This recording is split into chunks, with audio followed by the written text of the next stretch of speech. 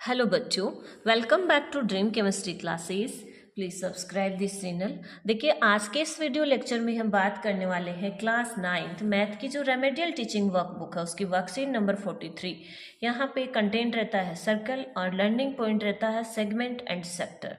तो देखिए, जो सेक्टर होता है, सेगमेंट को हिंदी में बोला जाता है वृत्तखंड और सेक्टर को बोला जाता है त्रिज्यखंड।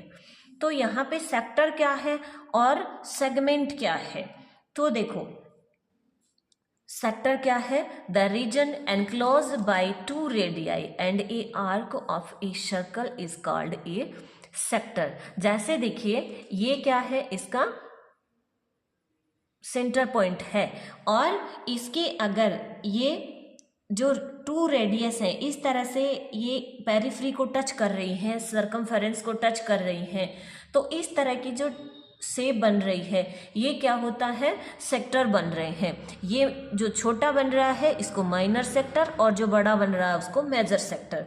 फिर है सेगमेंट, फिर क्या है सेगमेंट। तो जब दो रेडियस से बन रहा है तो क्या हो रहा है, सेगमेंट सेक्टर हो रहा है। और सेगमेंट कब बनेगा, the part of a circle that is enclosed by an arc and a chord is called a segment.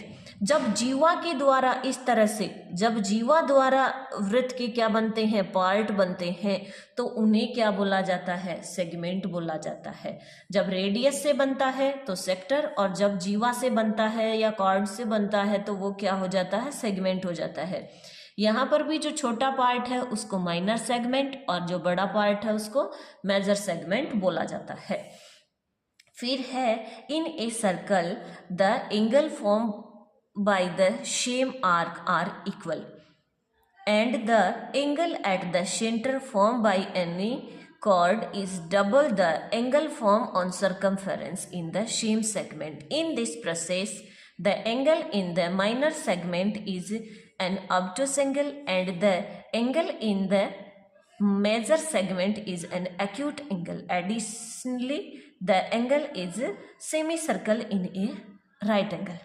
यहाँ पे हमें ये कह रहा है कि ये जो एक आर्क होता है इनसे जो एंगल सेंटर पे बन रहा है और जो एंगल सर्कल की पेरिफ्री पे बन रहा है, सरकमफेरेंस पे बन रहा है, इन दोनों में एक रिलेशन होता है कि ये जो एंगल होता है जो सेंटर पे बन रहा है वो इसके सरकमफेरेंस पे जो एंगल बन रहा है उससे क्या होता है, डबल होता है। कौन सा एंगल, जो सेंटर पे बन रहा है वो कब, जब दो सेम आर्क से एंगल बन रहा है, यानी पी क्यू सेम आर्क है, सेम चाप है, तो इससे देखिए ये एंगल बन रहा है पी ओ क्यू और इसी से बन रहा है पी ए क्यू। तो जो ओ की वैल्यू इसकी वैल्यू है वो इसकी क्या हो जाएगी, डबल हो जाएगी। अगर ये 20 डिग्री का है तो ये क्या होगा, 40 डिग्री का होगा। ठीक है, इसी तरह से सेम सिचुएशन इसमें होगी। नेक्स्ट आता है equal chords of a circle make equal angle at the centre.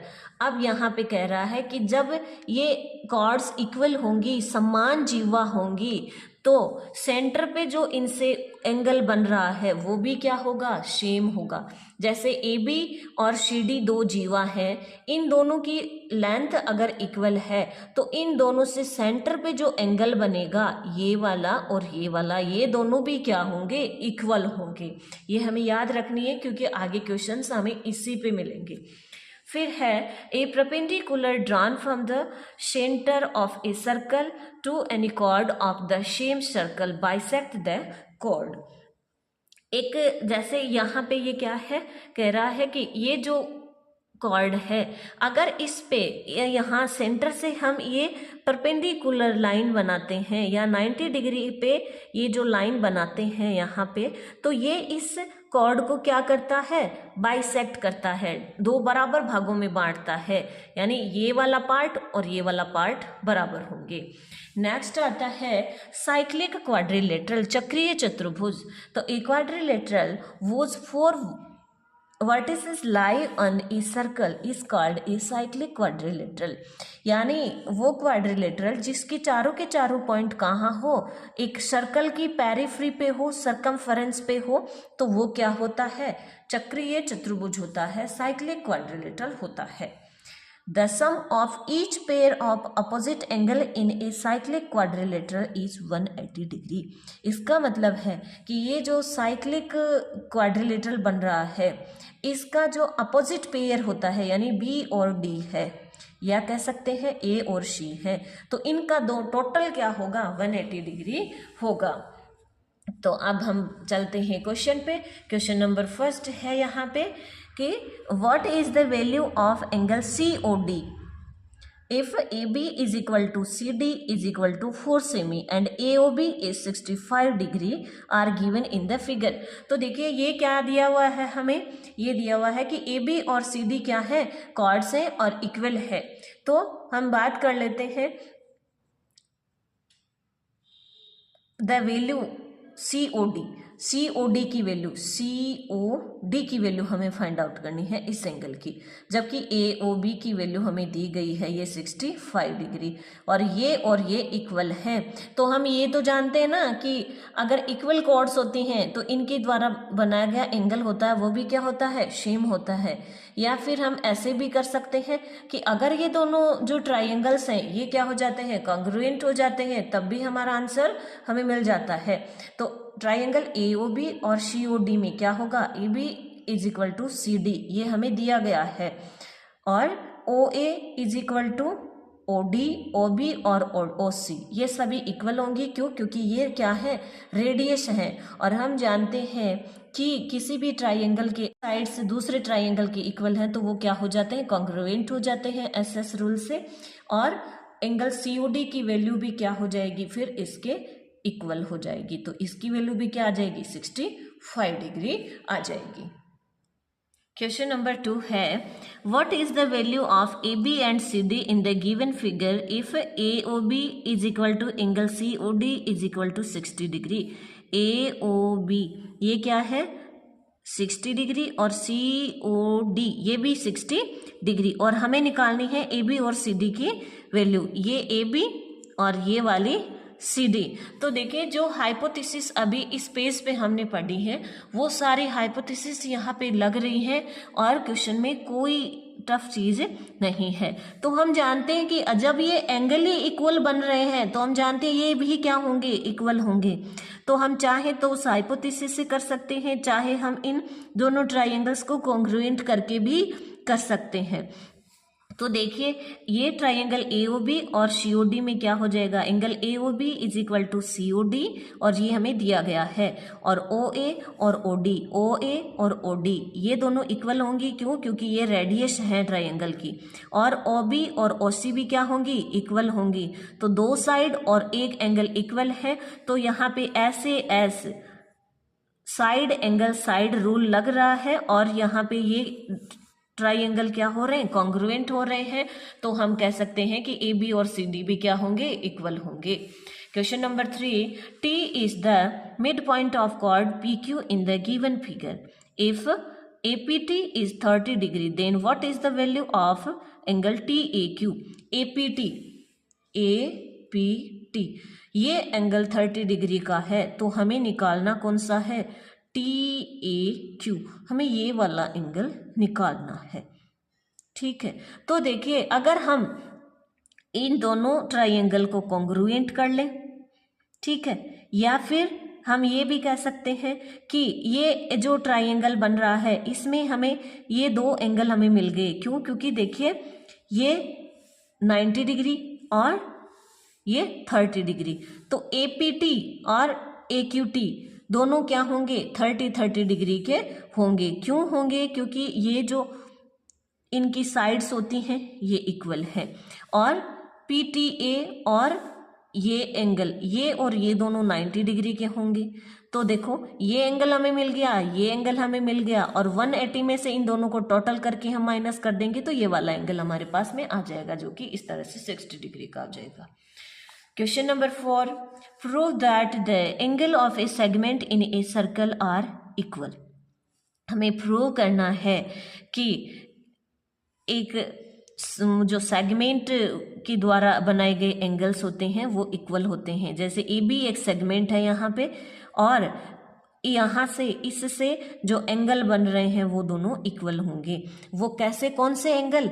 ये वाले एंगल ए सी बी और ए डी बी, हमें ये प्रूव करना है। ठीक है, तो इसके लिए हम देखिए सबसे पहले इमेजिन करेंगे कि A O B is equal to x degree. तो the angle at the centre form by any chord is double the angle form on the circumference in the same segment. तो अगर ये एक सेगमेंट है, इसके द्वारा ये एंगल सेंटर पे बन रहा है और ये परिधि पे बन रहे हैं, तो ये वाला एंगल इसका क्या हो जाएगा? डबल हो जाएगा। तो देखिए angle A O B is equal to A O B, ये एंगल इसका डबल हो जाएगा। तो A O B is equal to 2 into A C B, ये इक्वेशन फर्स्ट। और ए ओ बी और किसके इक्वल होगा? ए ओ बी, ये इसके भी, तो इसका भी तो डबल होगा। तो A O B is equal to 2 into A D B. इन दोनों इक्वेशन से ये वाली साइड इक्वल है, तो ये वाली साइड ऑटोमेटिक ही क्या हो जाएगी? इक्वल हो जाएगी। तो equation 1 and 2, a C b 2 into A C b और 2 इंटू ए डी बी, और 2 से 2 कैंसिल हो जाएगा और angle A C B is equal to A D B. Next है question number 5। In the given figure if ABC is 60 and ACB is 31 degree, then find out BDC। तो यहाँ पे देखिए हमें कौन सा एंगल फाइंड आउट करना है? BDC। तो इन ट्राइंगल ABC, ये हम जानते हैं कि तीनों का टोटल क्या हो जाएगा? 180 डिग्री हो जाएगा। और ये BDC हमें फाइंड आउट करना है, ये वाला एंगल। तो ये वाला आ जाएगा, तो ये वाला अपने आप आ जाएगा क्योंकि ये दोनों इक्वल होंगे। तो इसमें हम इन दोनों को ऐड करके 180 में से माइनस करेंगे तो ये आ जाता है 80 डिग्री, और इसकी वैल्यू इसके बराबर होगी, तो ये क्या हो जाएगा? ये भी 80 डिग्री का हो जाएगा। क्वेश्चन नंबर 6 है, देखिए prove that the equal chord of a circle और congruent circle are at equal distance from the center or at equal distance from the center। यहाँ पे ये जैसे कोई ट्राइंगल है, तो हमें देखिए इसके अंदर दिया गया है ये कि ए बी और सी डी क्या है? इक्वल कॉर्ड्स हैं। तो ए बी और सी डी, ये ए बी और सी डी क्या हो जाएंगी? बराबर। और इसके बाद में हमने देखिए इनके ऊपर क्या डाल दिया? ऐसे 90 डिग्री का एंगल बनाते हुए परपेंडिकुलर लाइन खींच दी, ओ एक्स और ओ वाई। तो O X perpendicular A B and O Y perpendicular C D. और हमें प्रूव क्या करना है? ओ एक्स और ओ वाई क्या होंगे? बराबर होंगे, यानी ये दूरी और ये डिस्टेंस दोनों क्या होंगे? बराबर होंगे। ये हमें प्रूव करना है। तो देखिए हम जानते हैं कि A X is equal to B X is equal to A B X और सी ओ वाई। ए ओ एक्स और सी ओ वाई की अगर हम बात करें तो ये दोनों जब कॉन्ग्रुएंट हो जाएंगे तो ये क्या? ओ एक्स और ओ वाई अपने आप क्या हो जाएंगे? इक्वल हो जाएंगी। तो देखिए किस तरह से, O X A is equal to angle O Y C is equal to 90 degree. क्यों? क्योंकि देखिए ये परपेंडिकुलर है। और O A is equal to O C, A C is equal to C Y. तो ये दोनों ट्राइंगल ए ओ एक्स और सी ओ वाई ये क्या हो जाएंगे? कॉन्ग्रुएंट हो जाएंगे, और हम कह सकते हैं O X is equal to Y. इस तरह से ये अपना जो वर्कशीट है कंप्लीट होती है। मिलते हैं नेक्स्ट वीडियो में नेक्स्ट वर्कशीट के साथ। Thank you.